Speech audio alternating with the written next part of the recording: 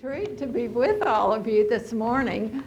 I have visited here a time or two before, and my goodness, all kind of things have changed with your buildings and all the neighborhoods around you. It's just amazing to me, and it's a real treat for me to be here. I've always, as Glenda mentioned, I've thought so much of her for all these many years since she was at my church in Temple. And I really so greatly appreciate what she and all of you have done with this congregation. I loved what you have in your call to worship this morning and in your mission statement. And I especially appreciate the fact that I see you acting on so much of that as part of this church. Glenda asked me for one thing, to tell you a little bit about my parents, because they started the foundation through which I and my husband and daughter, as its trustees, have made some gifts to this church. And so I would like to start by doing that. My parents, Joe and Louise Cook, lived in Houston for most of their lives, but they grew up, my mother in Arkansas, in a small town in Arkansas, and my father in a small town in East Texas. And just thinking of them now and the fact that they created this foundation that's able to make some gifts to organizations like this and others might make you think that they were really wealthy people. But they both started out with very hard lives, very hard financially for both of their families. My mother grew up in a small town in Arkansas. She was the valedictorian of her high school when she graduated from it. And because of that, she had a scholarship to the University of Arkansas. But she was not able to go because her family could not afford for her to go, even though she had a little help with the scholarship. She wrote to the president of the university after she received the scholarship and asked him if there was a way that she could work while she was in school and make the rest of the money that she would need to go there. And we have the letter that he wrote back to her, in which he said, no, it would take $320 for her for the year's expenses, and there were no jobs for women. And so that ended her hope of going to college, which was painful to her really all of her life, because she had hoped to do that, and her family was unable to help her. At the time of her high school graduation, her mother, who was a piano teacher, had sold her piano in order to make the white dress that my mother needed to wear at the graduation ceremony for her valedictorian speech. My father had a similar start. He was the youngest of 5 children, and his father died when he was only 6 months old, leaving his mother to run the family farm and look after the 5 children, including Joe, who was only 6 months old. And he was the only one of his siblings who was able to go to college. He was determined to do that. And when he graduated from high school, he got on the train and went to Austin to enroll in the University of Texas. He arrived on the day that Governor Jim Ferguson was impeached. So it was not exactly a calm time in Austin, evidently. And he ended up being one of the first 100 graduates of the UT Business School. But it was not easy. He had the flu during a flu epidemic that really evidently covered the U.S. at that time. and he had a lot of part-time jobs in order to pay for being in college.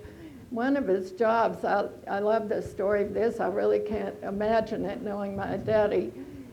He worked for the telephone company, and he operated a switchboard at night, and during the daytime he climbed telephone poles to do whatever was needed for the telephone poles.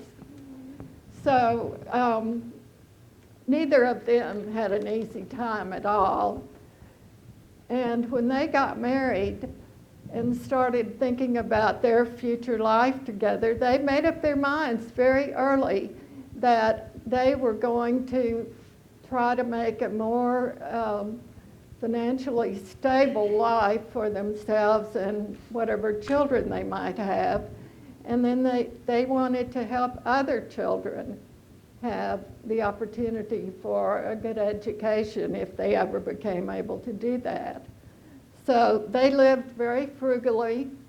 They were very conservative in every sense of that word, financially, socially, theologically, and very much traditionalist. And they did become able to help students go to college, to make contributions to the Methodist Church, which they were lifelong members of, as their parents all were also. And shortly before their deaths, they established a foundation, a charitable foundation, to be able to continue that kind of giving after their deaths. And so that is where the Cook Foundation has come from, and my family and I are now responsible for it. And we feel really fortunate to have the opportunity to make some gifts through it to other groups and projects that we feel like we would like to help and that they would like to have helped. Sometimes I think, especially in connection with the things that I've given to related to the church, I think, I wonder what Mother and Daddy would think about this. I'm not sure they would feel like I've done a really good thing, but I feel like we all have to try to discern what God's will for us is and to do it. And so I have tried to do what that seemed to me. I just lost a page here among this, sorry. So, so that kind of explains some of where I have ended up. Now, for the first 40 years of my life, I was a very conforming type of person. I was really a quiet conformist. And now, after I became, I guess, about 40, I started going in all kind of different directions and became a vocal activist, nonconformist in a lot of ways, which I would have never believed if anyone had told me earlier in my life was going to happen to me. But as I was growing up, I went to church and Sunday school and all those things, and most of our friends, my friends, our family's friends, were also either Methodist or active in some other Protestant denomination. And so I got the message from my family and from everyone around me, really, that what being a Christian meant was, well, three things mainly, I guess. It meant being nice, and it meant being sweet, and it meant being a good citizen and voting and being patriotic and all those kinds of things. And it meant obeying all the authorities of life, you know, parents, officials, pastors, whoever was in authority, in charge of something, you were supposed to do whatever they said. The second thing that it seemed like being Christian required was believing a certain list of things, and you know what those are.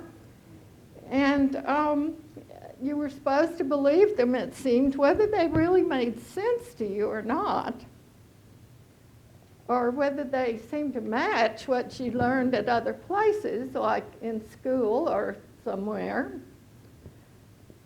And I heard a lot of things in that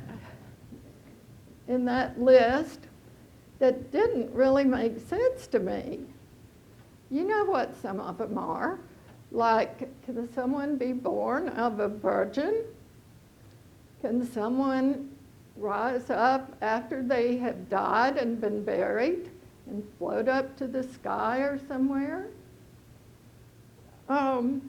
Another thing that I wondered about was all the Bible stories that talk about God speaking to people through dreams.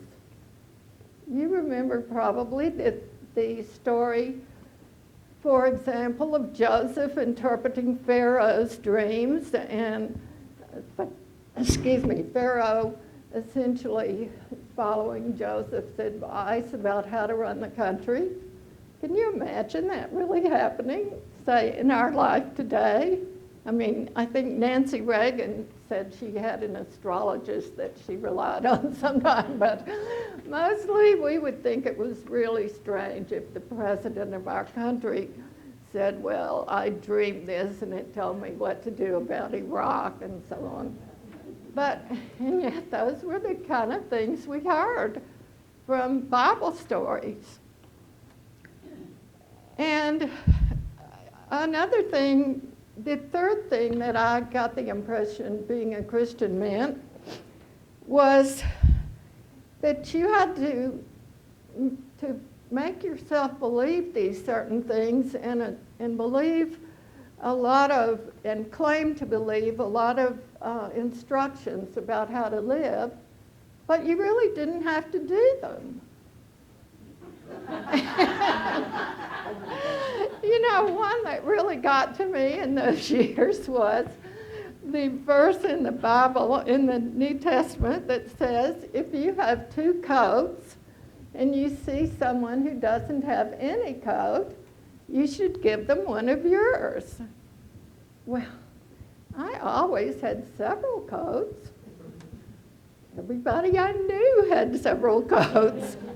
And yet, I didn't see any of them feeling like we should give away all but one of our coats. And yet we went to Sunday school, we went and heard sermons and so on about verses like this from the Bible. And I thought, this does not make sense. It just doesn't. But I never heard anyone saying this doesn't make sense. I never heard anyone say, isn't this odd that, you know, we hear these things like about God speaking through dreams, and we hear these instructions about give away all your coats or whatever, but nobody in the church is saying, what's wrong with this? What's the explanation for this? And so I thought, well, there's something wrong with me. It must be me that it's the problem, because clearly all these other people, you know, that I sat with in church every Sunday and knew, they don't seem to be bothered by these things. So it's something wrong with me, and I will eventually catch on to what it is. And my mother helped me with that a lot. Whenever, on the rare occasions that I would mention any belief or custom or tradition or something that didn't seem to make sense, didn't seem to be necessary to me, she would say very sweetly, well, when you get older, you will see why this is the right way. And I thought, I'm an only child. My mother and I were always very close. I knew that whatever she said was right. And so I thought, oh, well, I guess I will. I just have to wait. And you will think I'm really dense when I tell you this, but I didn't catch on to what was wrong with that until I was 50 and she was 80, and she said that to me once. So, now, how dense is that? But we all do things like that sometimes. So, only at a pretty late point in my life, I guess I was about 40, which amazingly enough is about 40 years ago. I can hardly believe that. Did I start really wondering about some of these things and trying to make sense of them. I had just kind of stuffed them back in the back of my mind until then and thought, well, they'll go away, or I don't know what's wrong here, but I don't know.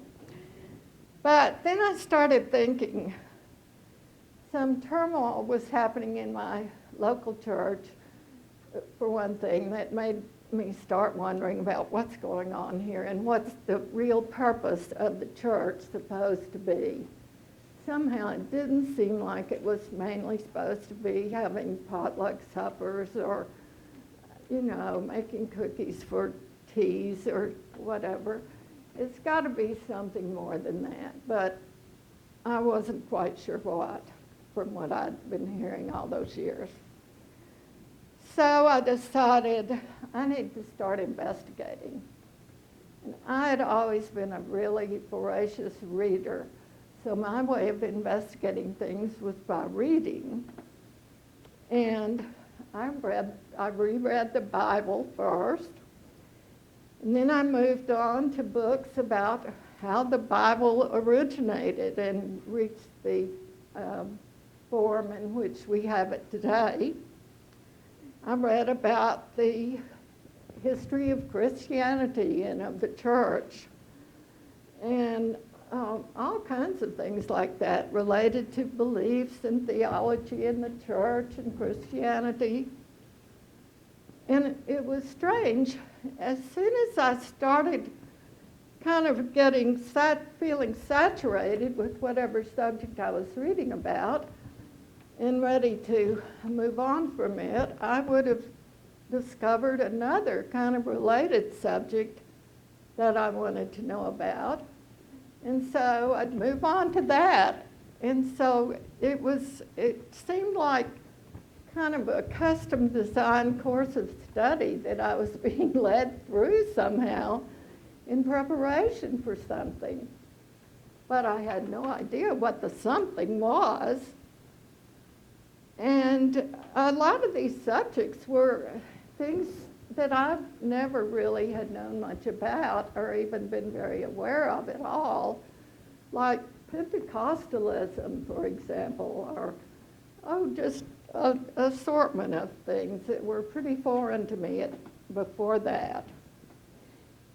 And I eventually moved on to reading about some things about how to know myself and other people better. I read about personality types, and I read about stages of faith, how our faith develops and where different people are at different points in the journey of faith. I read about dreams, and that was interesting. And at some point in there, I had a very memorable dream, which I don't have time to tell you about, but it made me begin to feel that dream, in a sense, had been like a message from God. So I learned all sorts of things through this mysterious course of study-like experience. And they were all eye-opening. And part of what I learned from all this about personalities and faith development and so on also was I became aware that my way of relating to my parents and all the other authorities in life was really more like a child than an adult. I was 40-ish, which, you know, really ought to be as adult as you're ever going to get, I guess. But in a lot of ways, I was still functioning like a child, just sort of going along and accepting whatever people told me and doing what the authorities of life said and so on and so on. So, and I also started seeing some reasons why other people acted and thought in some ways very different from how I thought about things. Some of this came through being aware of personality types and such. And interestingly, I discovered that in terms of the most common way of describing personality types, I was the smallest type in the population, and it was a different type from both of my parents. I thought this was very interesting and helpful and eye-opening. But I gave my mother one of the books I had been reading about this that I thought was so fascinating. And she was a big reader too and liked to learn things. And when she read it and heard me say, you know, I've discovered I'm different from you and Daddy, she said, I feel like a hen who has given birth to a duck. You see.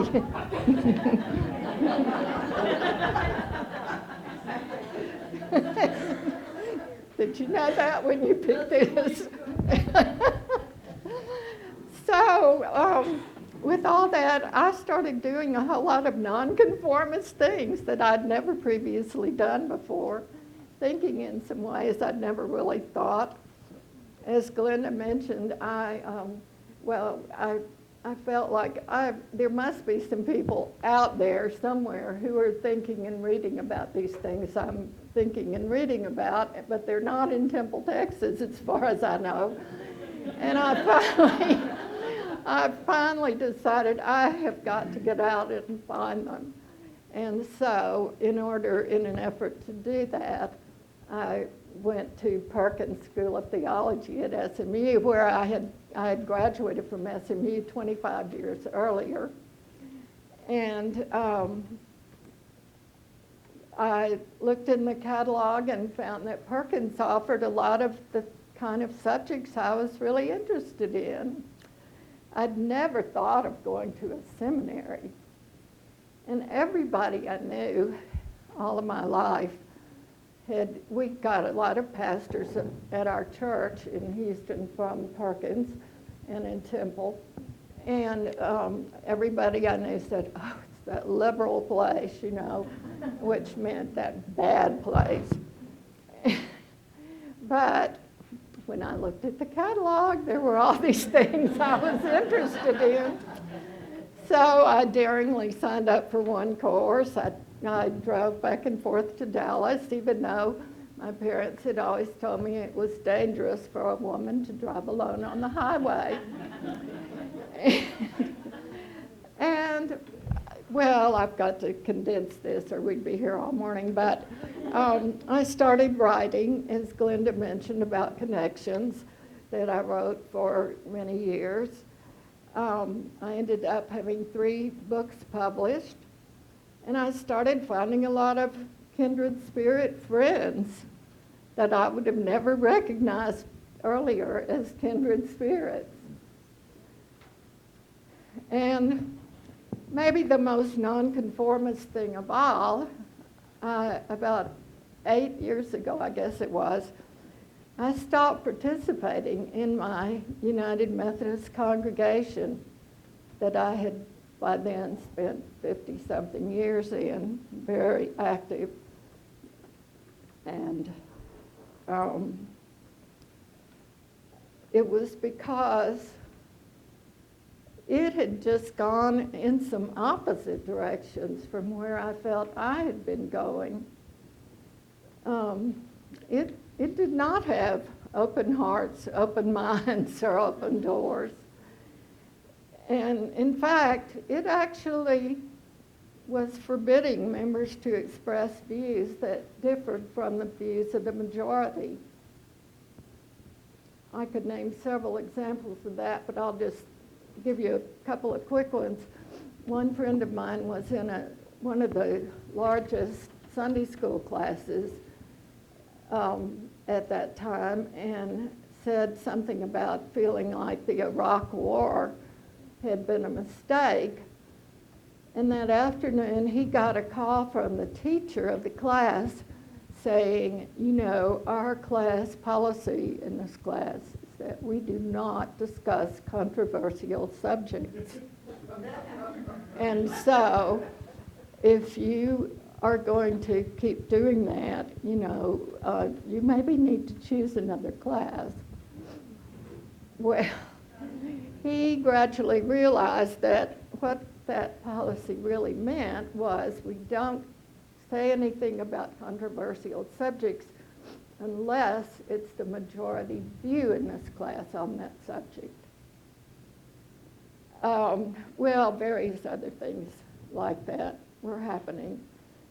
And finally, when things finally got to where I just felt like I couldn't bear to sit there every Sunday morning and listen to all of them, I got an email from one of the associate pastors of our church, an email telling me that she had been ordered to have no further contact with me and my husband. And that's it. That's the last I heard from my church in Temple. An email from the associate pastor. No other explanation.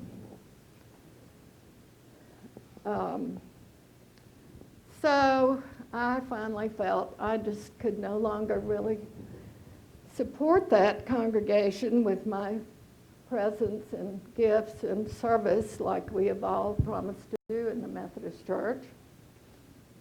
And I started contributing instead to congregations like Journey of Faith, where I feel like you really do have open hearts, open minds, open doors. And I'm delighted to have been able to do that. So, through all of this, I have come to see one of these verses that Glenda read earlier as my favorite Bible verse, instead of when a lot of other people, you know, will say their favorite verse is the 23rd Psalm or something. But mine is Romans 12, chapter 12, the second verse, which says, "Do not be conformed to this world, but be transformed by the renewing of your minds." And to me, that means by changing your way of thinking, by doing more thinking maybe, the renewing of your minds, so that you may discern what is the will of God, what is good and acceptable. And this particular statement was written by the Apostle Paul in the book of Romans, but Jesus evidently gave that same kind of advice and acted out that same way of acting constantly, according to what the Gospels tell us. He continually told people to do some nonconformist things, like love your enemy. He did plenty of nonconformist things himself, too, evidently. He spoke with women and treated them as if they mattered just as much as men did, which was a big no-no in that society at that time. He welcomed people whom everyone else shunned, like in his day it was lepers and Samaritans and tax collectors. and he openly disobeyed some religious rules. He told the traditionalists